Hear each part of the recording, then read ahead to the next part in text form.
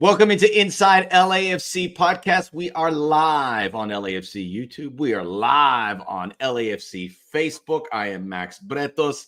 Brian Dunseth back again. How are we doing, Dunny? Well, what's that? Good.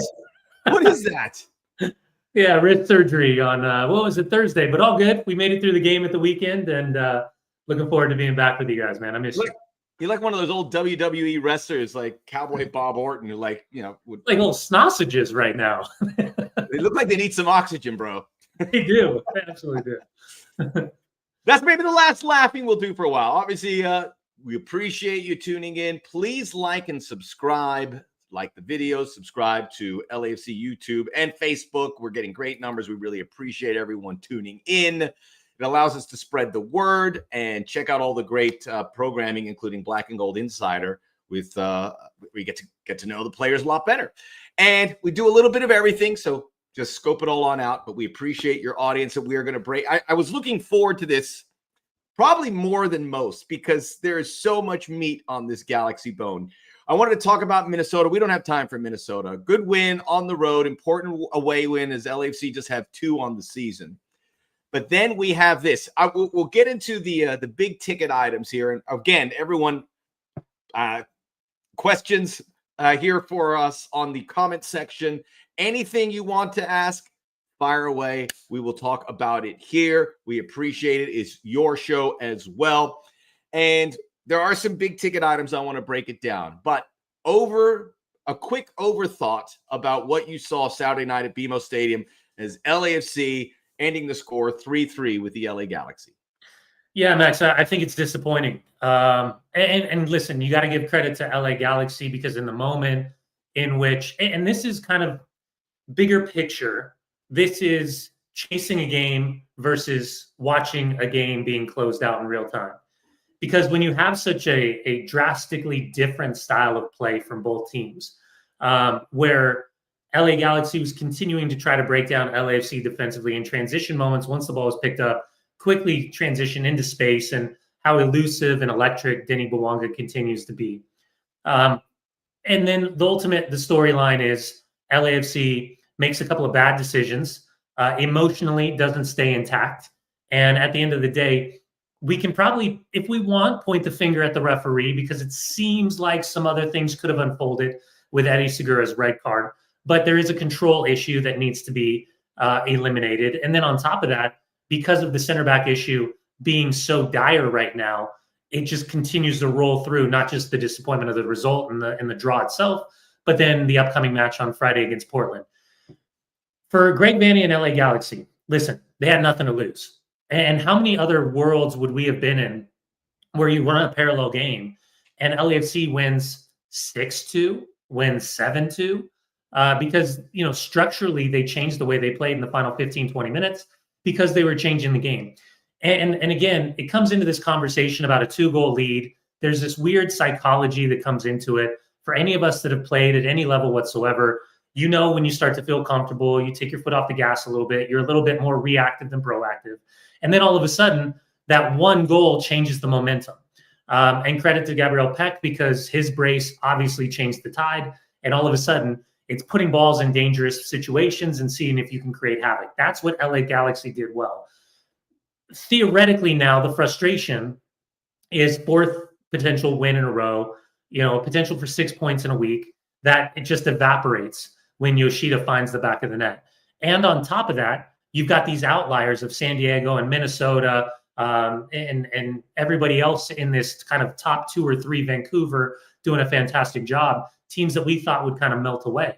So in the midst of all this, the pressure on Steve Cherundolo and LAFC is to continue to figure out ways to get points, ways to close out matches, ways to manipulate moments that can manufacture from 0 points to a point, 1 point to 3 points. And I think ultimately the disappointment was because LAFC was so good over the course of that 90+7, when you just talk about the eyeball test, that's, I think, ultimately one of the biggest points of frustration.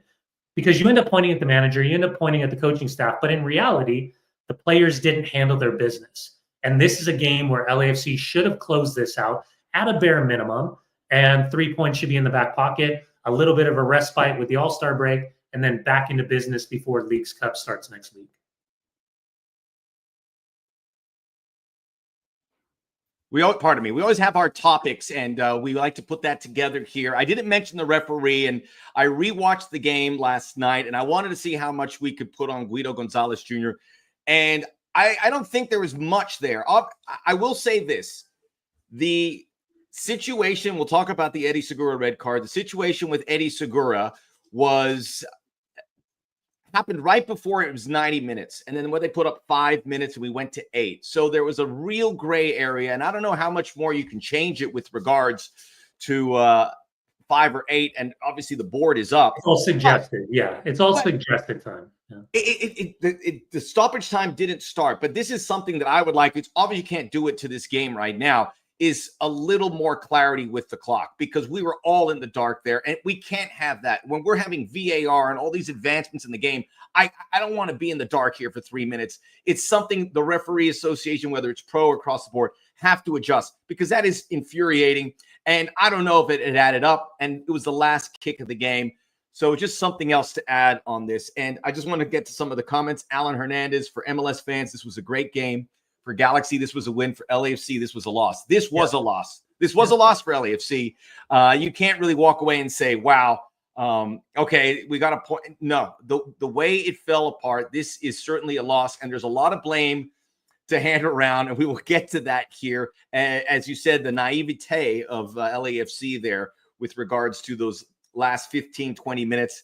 Deer in headlights in many ways. And it could have been handled a lot better. But there, again, there's things to share. There was, with regards to Steve Cherundolo, the one thing that sticks out, which was a little bit odd, was the substitution pattern. And Denny Bwanga never comes out. He came out in the 85th minute. I'm curious if maybe he said, Davi Martinez, this is your moment. Let's see what you can do. And didn't really answer the bell. It kind of went sideways. Mark Delgado came out in the 75th minute. Remember, there was 4 games in 2 weeks. I can understand why you want to give these guys a bit of a break on a very demanding stretch. Mark Delgado, when that change happened, obviously, I think LAFC missed the sharpness, because that was with 15 minutes to go. Yeah, I'd agree. But I'm not in the seat there where you're looking at this team and you're the coaching staff and you know how much your team has put in prior, and you have these patterns that you want to. May have been predetermined to save some of these players as they have another game here in 6 days. And that's all not privy to me. I think you look at Denny Bwanga, and he never comes out of games. And there was some reaction certainly on the sideline. This is obviously a game he doesn't want to come out. Yeah. And I don't know if it changes the end result, but that was the only thing I think with the management side that may have not hit home to me. Everything else, I think it was played well. The counterattack, the Galaxy. Let's bring up the transition game, because the game plan here is that LAFC are playing a team that are the worst defensive team in MLS. They are the worst transition team. They give up transition goals more than anyone else. And LAFC got 2 counterattack goals in this game as a result, and they could have gotten more. So the game plan, which they took it to the very end, that was, to me, the right game plan against the Galaxy team, because they were good at the end. They didn't succumb at the end, but the risk for the Galaxy pushing was always there. They did give up 3 goals, but they didn't get one at the very end. Yeah, listen, I think there's stylistically 2 completely different teams. Without Ricky Puig for LA Galaxy, they're reliant on Gabriel Peck, first and foremost. Paintsel gives you a player profile that can stretch the field. Dinastimiento is a player that I still can't figure out. And this is more from an analyst perspective. I can't figure out what his best position is, because when I'm watching his movement, I'm watching the way he kind of interprets that position. To be honest with you, at first, when I started watching the game, I thought it was Miguel Berry, because they're very similar physical profiles, but he's dropping so deep. Base possession with, flank overloads is something that Greg Vanney, and then these constant rotations in the midfield, something they're really good at. And you saw a lot of possession. But we do this thing where we're trying to, because we're in this weird statistical space now, we're trying to equate winning games with more possession. It just isn't the case. I mean, look at FIFA Club World Cup final with Chelsea and PSG. You can be incredibly effective, and you can be elusive, and you can break teams down by playing direct and by bypassing, let me try to say that 4 times, by bypassing the immediacy of the press. And that's what LAFC is fantastic at. But I think it's naive to suggest that, Steve and his staff don't have variation in terms of way they play. They obviously have the strength, and their strength is Denny Bwanga. And if Denny Bwanga wasn't in this team, the team's dynamics changes immediately. They're no longer as vertical as they are when Denny Bwanga is on the field. So there's a weird subtopic in there somewhere. But ultimately, this is the way I look at it, being a former player. You spend all week training, and you already have a good idea of what your starting 11 is. And throughout the course of the season, if you're one of the substitutes, the guys that aren't in the starting 11, in your mind, you're like, I got to show them. I got to show them. I got to show them. How do I show them? Well, yeah, it's when I get my opportunities on the field for however long, the 15 or 20 minutes I'm going to get a chance. But it's also every single day training habits. It's body language. It's how do you present yourself? And then once you start to think, Max, and we do this thing, and we talk about it during our broadcasts, is it's easy to look down the bench and be like, we got to bring him on. But I don't think that's the answer. The answer is, who do you take off when you bring a player on that makes your team either stronger or better? It's something that people don't talk about enough, because we always say like, oh, we've got 3 goal scorers, or oh, you got 2 center backs, or oh, you can play this guy, you can play. At the end of the day, the manager has a certain amount of faith in players as he looks down his bench and he knows who he can trust and he knows who he can't trust. And some of these guys deserve opportunities to be trusted even more. The problem in this conversation, and it's one very simple one, if Maya Yoshida doesn't get that game time goal in the 90th +7, Max, we're not talking about the Denny Bwanga sub. We're not talking about it at all. So, and Denny Bwanga, by the way, isn't the one responsible for marking Maya Yoshida. I would actually pull it back and say there's 2 moments where Frankie Amaya has possession. He's dribbling down that left-hand side, and he gets his pocket picked twice when he's got an easy layoff to the left. They could go to the corner, they could kill time, or they could go get that 4th goal and put the game to bed. But instead, he gets caught in possession twice. I think ultimately, and this is just my humble opinion from the outside looking in, you got guys that came onto this game and they weren't as effective as they needed to be able to see out a result. And again, when you combine that along with pure havoc that Greg Vanny and his group was trying to create with pumping balls forward, putting the balls in the box, and a watered down defensive unit with the 2 center backs, basically now, what are we, number 3, number 4, effectively, then there's going to be moments where mistakes are made. And ultimately, those mistakes on top of players losing their head. And I understand why Eddie Sigura went over there, and I know we'll get to it, but I've been in a situation like this. And I almost cost the United States a spot in the Olympics because in that split second, I reacted. And it hurt me, it fined me, and I wasn't available for the next game. And I cost my team dearly in that moment. So it doesn't matter if they're young or they're old. It doesn't matter if they're experienced or naive. There's this red mist moment that sometimes players have. And for Eddie Sigura, and I know we'll get into it, that was one of the byproducts that ultimately led to Maya Yoshida being able to level this goal. This is Inside LAFC Podcast, joined by Brian Dunseth. Please like the video and subscribe to the channel. It helps us get the word out. This is your show. If you have a question, put it in the comment section. We will get to that. We're going to talk about big game Bwanga because I think it's 6 straight Clásico Tráfico games that he has scored in, and he has been on fire in general. The goal against Club America, he scored at the Club World Cup. He scored in, 4 straight games. It is tremendous. So there are some comments here about Bwanga rumored for Club America. America was in Los Angeles last night. They lost to Toluca in the Campeones Cup. Eric, thanks for the information. He said Mexican media saying it's about 65%. I'm not saying LAFC wants to sell him, but I think it would be a similar situation like Matty Bogusz. If you get an offer you can't refuse, and Club America can probably provide that, then you make that move. And then you talk to Denny and says, is this something you can do? And maybe he's making life-changing money. That's in there. I don't think that's there. I'm not privy to this information. Denny's such a good player, and the way he keeps scoring, a lot of teams would like to have him, and it makes a lot of sense in Mexico. Mr. Screech saying hello. Good to see you. Some of the folks talking about are not aware of the Bwanga rumors. Ruben mentioning that as well.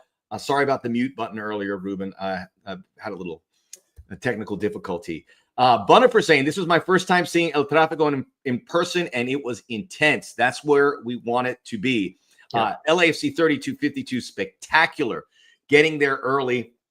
Fans were trying to still come in. It was full at the end, but the 3252, they get that going early, and it is a tremendous atmosphere. Scott joining us on Facebook. I think each team should have one player ejected when a melee like that ensues. I'm pretty sure I saw Eddie get smacked in the face. We'll talk about that shortly. But just Bwanga, and man, that 3-1 goal, Dunny, where he went 80 yards, and it seemed like it was the end of the game. He has been spectacular. He was involved in that first goal. He was somebody also mentioned give Ryan Hollingshead some love with that pass, which was on the money. But Denny Bwanga in the big games, in the not so big games, always puts his hand up. Yeah, I mean, back-to-back 20-goal seasons. He's going to do it for the third time. Knock on wood, as long as he stays as healthy as possible.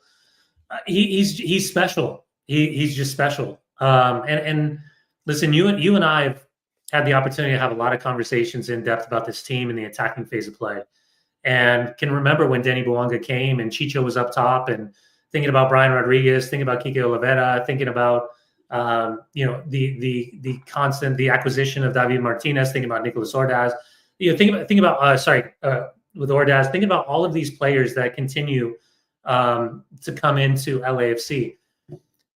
There's a couple things at play. Number one, there's proof in concept. Everything that structurally LAFC has done since day one is an eye for the present and an eye for the future. And Matty Bogusz, to your point, is a perfect example. They are uncovering players that maybe other clubs or maybe other teams around the world haven't shown a ton of interest, sometimes maybe overpaid, have created proof in concept from development standpoint, opportunity, and then also created proof in concept for selling players at a profit.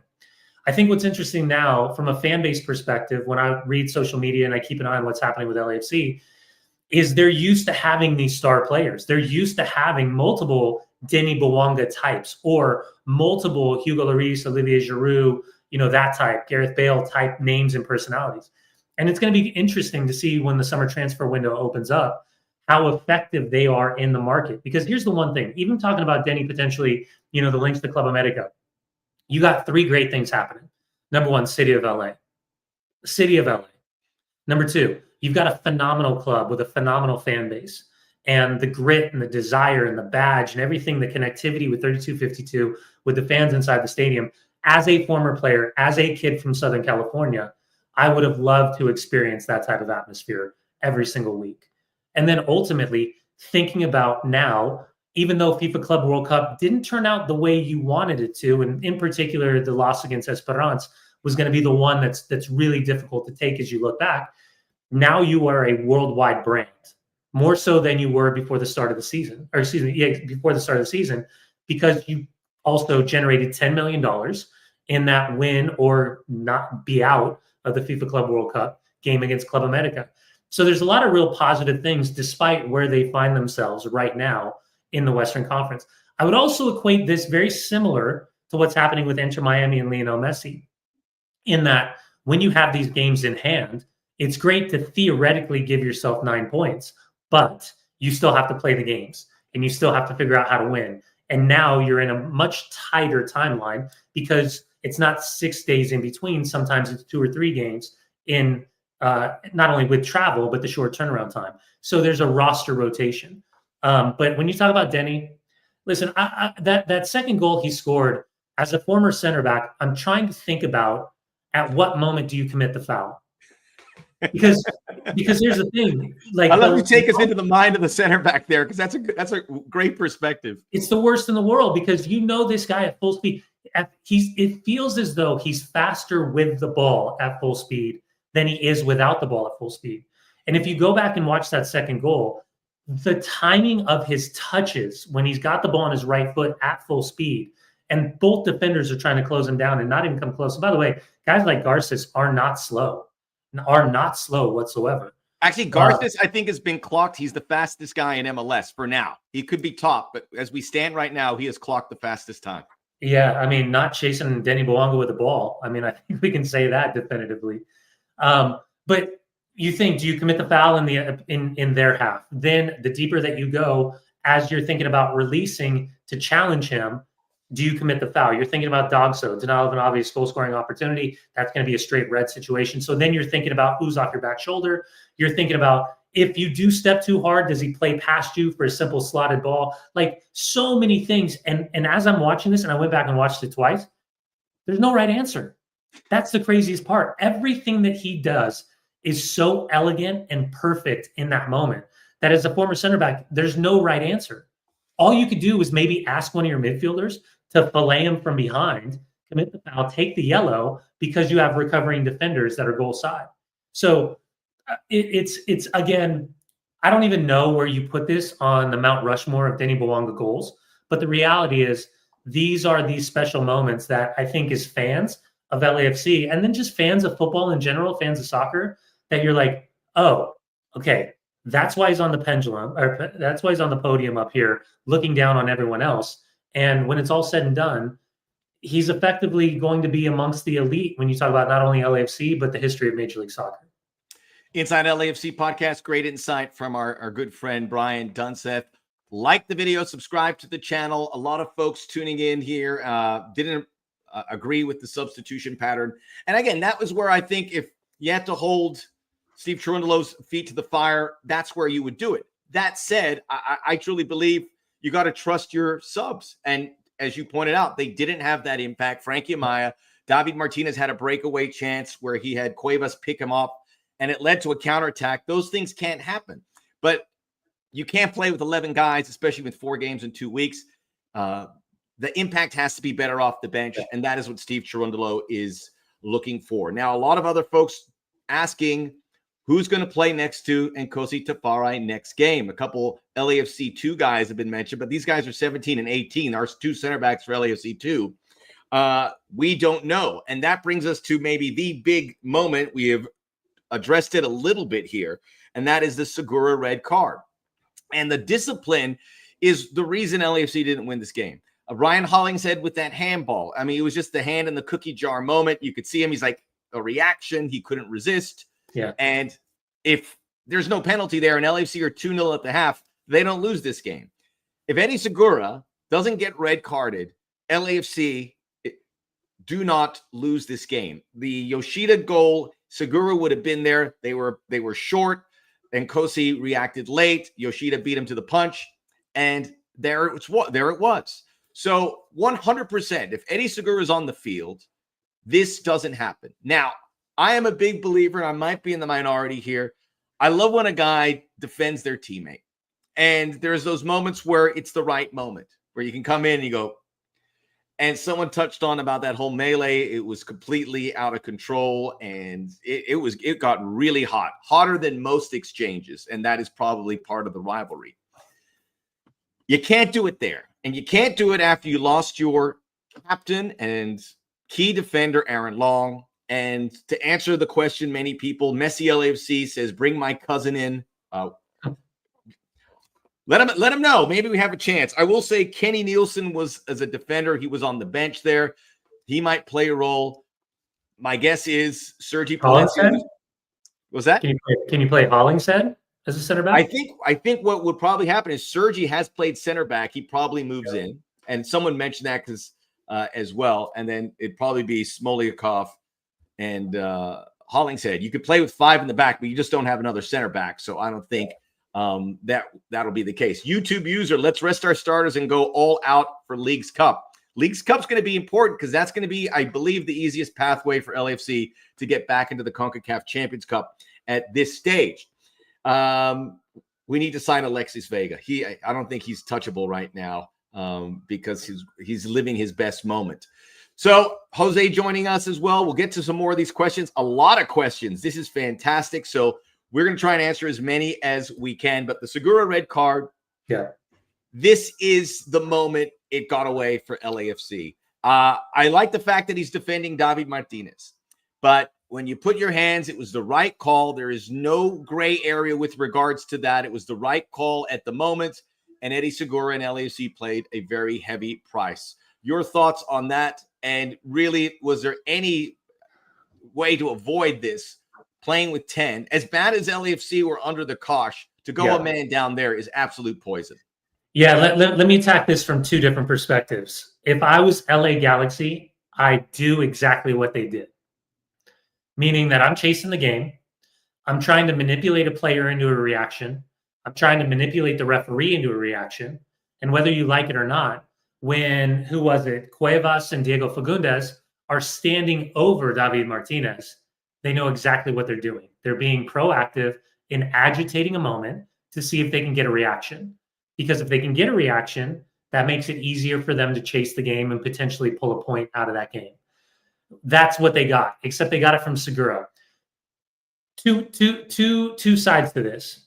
Number one, I love what Eddie Sigura did. Get in the mix it up. Little Dunsethery, little dark arts, little gray area. I got no problem with it. Because at the end of the day, no one's throwing a punch. Like, let's just dumb it down to its simplest form. It's all going to be handbags at 10 paces. Everybody's going to go. No one ever throws a punch. Everyone's going to go barrel chested and be like, hold me back. It's all fake. Nothing's happening. The only time that really happens is once you get to the locker room, and that's where it's hidden away from the public. And sometimes it'll unravel there. But by Cuevas and Fagundes doing that, Eddie Sigura feels it's a moment that he's got to intercept this situation, which I got no problem with. The problem where he crossed the line is he obviously put his hands to the face or neck. We all know. Every single player on the field knows. The moment that you chin somebody, the moment that you catch somebody, the moment that you lead, any of those moments, you've given the referee an opportunity, as well as VAR, as well as the AR on the far side, a chance to send you off. That's what happened. I don't fault him for protecting his player, but where he crossed the line is he's got to be smarter.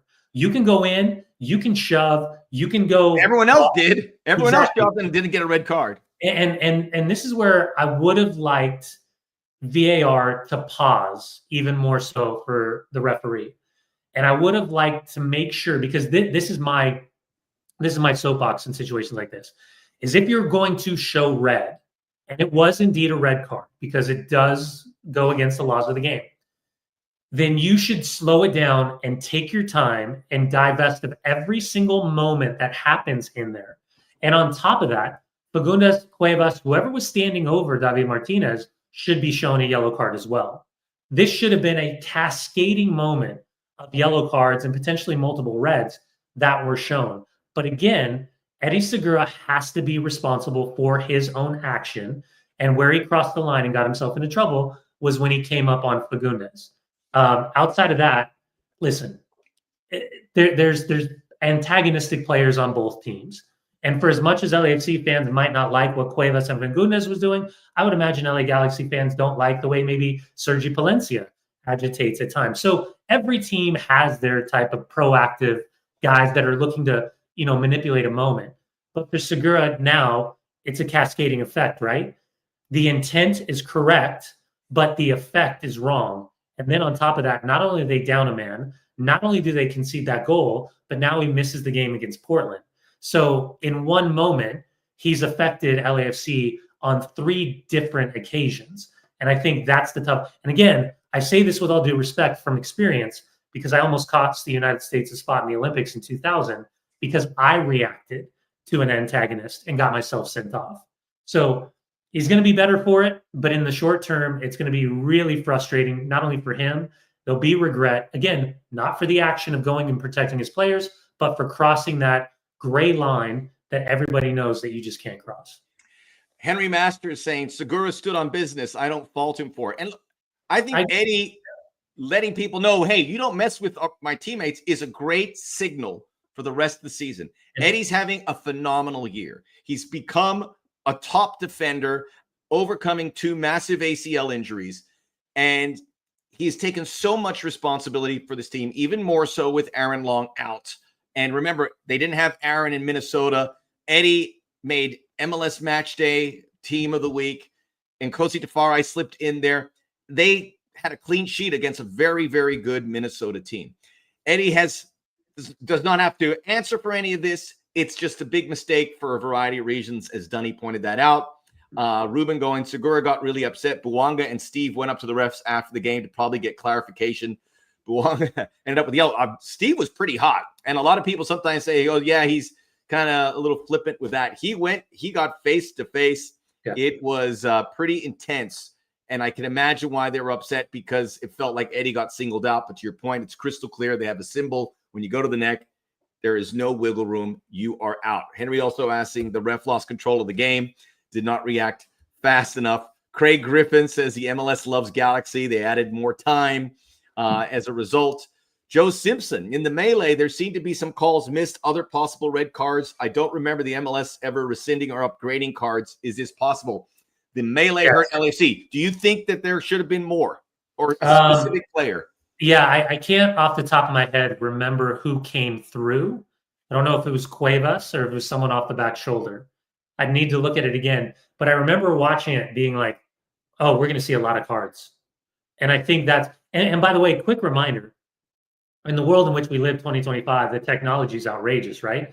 So the coaching staff will have their little iPads for both teams, so they'll know exactly. So whatever Steve was going over, whether that was the management of the game, the calls going against them with the referee, or ultimately him feeling like, if you're going to give that red card, then here's 3 other actions that should have been shown, at least the yellow. He's got the availability immediately right there on the bench with his assistants. And again, I played with Steve since he was, 18 years old. I can tell you that calm, cool demeanor is barely under the surface, because when he loses it, you know very quickly that he loses it. And there's, again, this was just a tumbleweed that LAFC couldn't catch up to and couldn't get in control of. And again, I understand the philosophy of the substitution pattern, but if Denny Bwanga still would have been on the field and this team would have drawn the game and it would have felt like a loss, I don't know if we're talking as much about substitute, but I agree with you. David Martinez, 2 bad decisions in the attacking phase of play. Frankie Amaya, 2 bad decisions in the attacking phase of play that led to counterattacking opportunities that ultimately led to chances where LA Galaxy was able to figure out a way to come back from 2 goals down. Well, this is a bitter, bitter pill. I mean, I don't think anyone's really gotten over it. And I've seen the reaction, and it's not just dropping points. It's dropping points to the Galaxy, and no wins for LAFC over the Galaxy in a year. The Galaxy was really down. I even see some of the Galaxy fans are seeping into the podcast, and they are welcome to. Ask us any questions. We're here for all of you guys. Doesn't matter who you support. You can come in here and be part of the protocol. So Luis Roman joining us on Facebook. I really do love the intensity. Sucks that he got himself ejected. I think that's what most people feel. And we will all defend Eddie Sigura. And he has been so clean. This is a mistake. I'm sure he's going to have to deal with it. And he'll be a better player on the other end. So it's big because it affects Friday's game. And that's a big game for LAFC at home against the Timbers team they should beat, who are pretty shorthanded. But now LAFC is shorthanded as well. This is Inside LAFC Podcast. Like and subscribe to the show. Like the video. Subscribe to the channel. We love all the interaction. So many good comments. I mean, we're getting Caswalt Marlene looking for Scott Coolidge. Scott, good evening. How are you? I mean, it's like an APB here for our loyal listeners. This is where you find people, for crying out loud. Bonifer saying maybe there will be a miracle and Chanot will recover by the next game. Maxime Chanot's had a weird injury. It's cost him his whole season. I don't think he's coming back. I saw someone ask about De La Valle, who's going to be a guest on our Black and Gold Insider this week. So check it out. He's getting closer, but he's not quite ready to come back to the team just yet. Jessley saying, can anyone tell me if they talked about Bwanga's transfer? I'm losing sleep over this. I hope he stays. I would be shocked if anything happened with Denny Bwanga. But again, if it's Club America and they make a huge offer, LAFC has to listen to that. We'll put a bow on this. I mean, we could talk for another hour because this game, and it is real. And I know the folks in MLS offices are thrilled about a game like this always coming good. It's never going to end scoreless or 1-0. I think they've had at least 4 goals in every game. They had 6 goals, and it's just the way it is. It is the anti-derby. Giorgio Chiellini says LAFC Galaxy is not a derby because derby games end 1-0. This game never gets close to that. So we shall see. They won't meet again this year, and unless they meet in the Leagues Cup or somehow LAFC get into the playoff or Galaxy gets some on the playoff positions. But we're reaching the AllStar break. We're about 2/3 of the way of the season, and then we have Leagues Cup and the AllStar Break. Only Denny Bwanga will represent LAFC at the AllStar game, so he's on his way to Austin. They have the skills competition, which he will participate. Wednesday, they have the AllStar game. I will be there. Dunny was supposed to be there, but now he has to recuperate his hand. So be it. This is the price he pays. He's just too busy, and he's just too physical of a defender, and he's kept that into his life after the game. You look at the standings, and like I know people are up in arms at LAFC. LAFC are in the midst, thanks to this good stretch where they're unbeaten for. They're in the midst of a good campaign. It's not 2022, may not be 2023. They control their own destiny with the games in hand. If they win their games in hand, they'd have more points to be in first place in the West. I know that's a big ask. They have two, but they are in position. They're currently in fifth. My guess is they'll probably finish third or fourth, but they could finish higher. And they have a transfer market coming in. LAFC, on all accounts, are going to be active. I know some people are asking about that. We will get into that here at the end of the show. Thank you, UB. Bretos is the People's MLS All-Star. That is crazy. And Ruben doubling down on that. That's very nice of you. At the All-Star break, LAFC in good shape. 10 wins, 5 losses, 6 draws. The Leagues Cup, they've always been good. That's in front of them. It's a new format. They're going to have to win their games to finish in the top 4 to make the quarterfinals. It could have been a lot worse. After the Vancouver game, Dunny, they looked tired. They said they were tired, and obviously that was the reason. They've responded with 3 wins and now this tie. Yeah. And the window will open up here in a little bit. But at the All-Star break, I think for me, if it was out of 10, I'd give LAFC a 7. I mean, there's obviously room for improvement, but it's been a good season. They made the Club World Cup. They beat America. They made the quarterfinals of the CONCACAF Champions Cup. They beat Messi in their building. They blew the doors off the Columbus Crew. It's been a good season. Not a great season, but it's been good with the potential of being really good. Yeah, and again, I come from this from a different microscopic look at times, because you and I are constantly talking about this group and the different variables at play. And I understand that the frustration and the way that they conceded that goal to Maya Yoshida and that 2 extra points theoretically puts them in 4th position on 38. And on top of that, with the 3 games in hand, and again, we kind of just always do this where we say 3 games, that's 9 points. So now you're 3 points clear at the top of the table once you guys are level on games played. I think it's also important to point out that in the midst of this, you've got some really big personalities like Under and Olivier Giroud departing. So there's a weird power vacuum of leadership that's happening right now. Player talent level happening right now. And Aaron Long out as well. Aaron Long going out injured. So from a leadership perspective. So there's a lot of things from the outside looking in. You could say this is going to unravel quickly if they're not careful. And a coach leaving too. It could have unraveled with a coach saying that he's leaving. This could have turned very quickly. And what I think it says is that Ante, Mark, Steve, everybody involved has created a really good environment that people want to be a part of.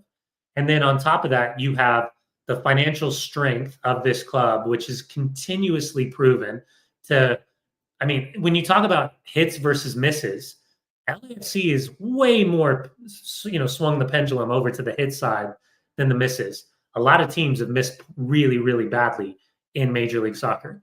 So when I look at the team, I think All-Star break, quick turnaround time, no Anthony, no David Da Costa, a team right now that just can't figure out how to defend, whether at home or on the road, and kind of sets up perfectly for LAFC against Portland on Friday.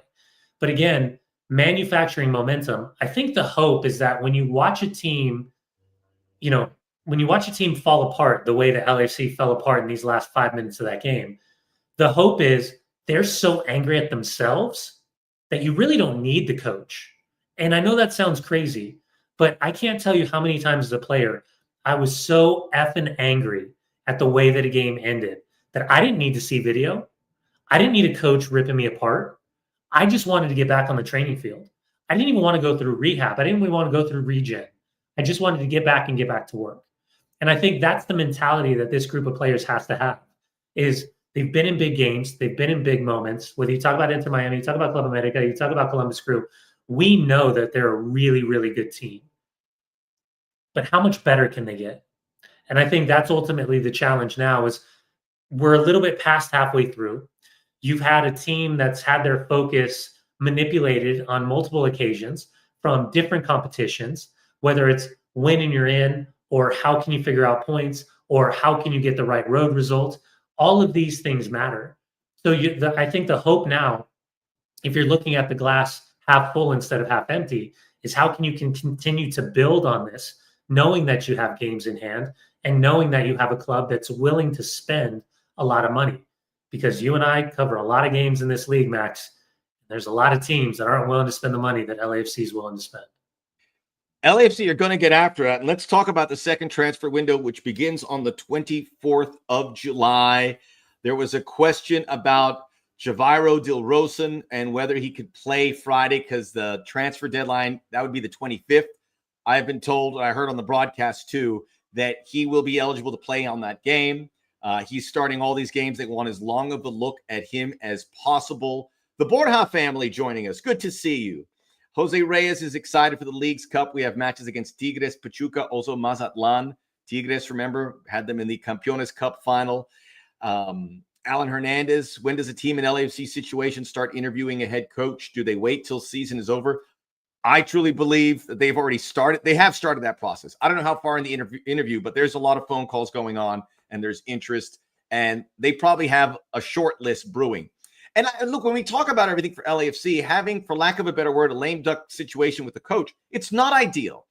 It's really unprecedented, but it could have come off the rails, and it hasn't quite done that. Alan Griffith, LAFC has a way of face planning whenever it matters most. They did against the Galaxy, and they did in some parts in the Club World Cup. They did in the second leg against Inter Miami. But the reason that happens is because they have so many opportunities in these big games, because they're constantly in big games. They came through against Club America. They came through at the Open Cup. They came through in some other cases, certainly in the last. But this was a very bad result, and it's because the Galaxy that makes it all the worst. Can I bring something up, Max? Just I was thinking while you were talking. And again, this is an alternate universe where LAFC doesn't blow the lead, right? And they walk away with the 3 points. I think the narrative would have been great 3 points against LA Galaxy, 4th position. And by the way, look at Steve Cherundolo bleeding the experience of the bench and these guys coming on the field and showing up. And now they're that much more trustworthy. Now we know it's worth a gamble. It's worth kicking the tires. And so now and again, we're just old dogs in this, right? We've been a part of this league for a long, long time, having played in this league and seeing all the variables at play. It just goes to show you, man, in these minuscule moments, the game can change. And so when everyone's so predictive of like, well, here's the result, and I think it's going to be 2-1, and I think it's going to be 3-2, and I think it's going to be this, I think it's going to be that. There's so many moments of manufacturing, manipulating moments. And again, oddly, credit to LA Galaxy for manufacturing a moment where they didn't deserve to manufacture that moment, but they got the response. And so I think there's, again, maybe it's just I'm an internal optimist, even though I'm, when I have frustrating moments, I want to get back and handle that business right away. I want to tackle it right away. There's a nuanced conversation somewhere in here that is a beneficial one, and it's twofold. Number one, you're learning things about your bench that either they're not good enough or they're ready. And number two, if they're not good enough, you've got a summer transfer window right now where you can execute half the cost, thinking about the adjustments that need to be made in the offseason, and ultimately, and this is a really weird one because it includes Steve Cherundolo, for John Thorrington and the decision makers behind the scenes, you have a chance to have an effect on this roster that isn't necessarily needed a seal of approval, a stamp of approval by Steve Cherundolo and his staff. So it's almost as if you can affect what's happening right now with some really good players that almost changes the system once you come around with January with whatever coach. And by the way, to your point about coaches, it's not like Steve has to pick up the phone and call people. The people that are calling, John Thorrington, that are calling John Thorrington and reaching out through intermediaries, through assistants, through agents, through just picking up the phone and calling. I can't even imagine how busy he is. So this is less about the Rolodex. This is about the cachet of LAFC. So again, I think in this moment, as frustrating as it is, there's a couple nuanced conversations that I think we should all kind of start thinking about. That's, okay, let's handle this season. Let's get the run up into the playoffs. Let's make sure that we can figure out a way to compete for the top spot in the West, that we can have home field advantage if we do indeed have the opportunity to host the MLS Cup final. And in real time, effective 6 months, 1 year, and 3 years. That's a bigger plan and a bigger conversation as proof and concept of developing the local market in Los Angeles as well. Inside LAFC podcast, like the video, subscribe to the channel, drop your comments and questions here. We're going to get to the finish line here. It's been a great show. Brian Dunseth joining us and providing his wonderful insight. Some questions on Marcelina Souza. I hope I said your name correctly. Thanks for joining us here. Soccer USA, I know you've been on here. He says, as fans, we've been sold on the next man up philosophy, yet we aren't ready when it happens. Why are we faltering if we've been built to sustain this? That's a good question and a very fair question. I also want to say he followed up. We'll also mention all season long, we've been told that we will learn from some of our losses, yet we tend to lose the same way. And also, Henry Masters, Dolo needs to acknowledge the fan base, address the conversations. I don't know what those conversations are. I mean, I do. I see them. But Cherundolo has to worry about this team now and getting the results, which by and large he has. If LAFC lose to Colorado or Dallas, stub their toe against Minnesota, we have a different conversation. But they responded. The one little blemish is the Galaxy. And to your point, Dunny, if somehow it held out at the 5 minutes, these conversations completely different. LAFC's on their way to top spot in the West and nothing's stopping them. I still think they're the best team in the West, regardless of where they fall. I want to get back to the second transfer window. LAFC is going to be active. Messi LAFC saying just buy Lamine Yamal. By the way, the ESPYs had Christian Pulisic win Player of the Year ahead of Lamine Yamal as best soccer player. Don't vote on these things if you don't know what we're talking about, okay? Please. They're going to be active in the secondary market. They're going to get a DP, and I imagine somewhere a number 9 would make a lot of sense. They're going to have to get a center back, and they'll be given some financial flexibility because of the injury to Aaron Long. And they're going to have to make a decision on Javarro Del Rosen. Javarro's been getting better. I thought he had the goal against the Galaxy. I don't think he did a whole lot after that. It might have been an effect of playing the transition game, and he didn't get those chances. I would love for him to stay. It really falls in what does Club America want, but this is a club that I think LAFC are having relationships. It comes back with the Denny Bwanga conversation as well. Will Club America soften the blow with regards to selling him or extending the loan? I think that's the only way Javarro Del Rosen remains as an LAFC player. It would stink to see him go after all this time, but that's the way it is. I think you get 2 good players, maybe 3, coming in at different positions to add to the depth, and I just don't know about Javarro. I think something tells me that America plays hardball, and it doesn't happen, but I hope he's allowed to maintain it. He seems happy, and it seems like the ceiling is still pretty high for him. Yeah, I'm trying to attack this a couple different ways. Number 1, I think LAFC is phenomenal with their wide attacking players. And I think they've done a good job of going for the young, dynamic, really high ceiling, and yet not physically there yet type of players. I think they've found immediate impact type of players. But I think it's naive to suggest that Del Rosen is their only target. I just, knowing John Thorrington the way I do. And they like him a lot. They like him a lot. They know that he can get better. Which is fine. But I also think that it's naive for us to not acknowledge that within that brainstem of scouting and decision-making for LAFC, that whatever their calculations are, whatever data points that they're looking for, that they don't have 6 or 7 names per position. The biggest challenge for LAFC and Major League Soccer as a whole is once that transfer window closes, the transfer window is still open around the world. And we heard Chris Albright from FC Cincinnati talk about that, the need for MLS to align the transfer window so there is a hard out. So players and agents aren't manipulating opportunities and different contract negotiations and using it as leverage. I would love to see LAFC be bold and continue to swing for the fences. I know Under was only here for a short amount of time. I knew that purchase off the loan was never going to work. That was a short-term Band-Aid. It feels like Del Rosen could be a short-term Band-Aid. If they feel that he's the right one, then great. This isn't something, and I saw Soccer USA earlier kind of reference lessons learned in preseason and the start of the season. That's, everything about your roster. I highly disagree. I think that when players are departing, there's a power vacuum of leadership, of ego, of talent that allows younger players to flourish.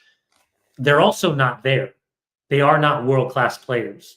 Very few players ever have that ability to be a world-class player. So for LAFC to try to find the unique environment where, number one, it's not just the talent, it's the person. We are far past signing the best players.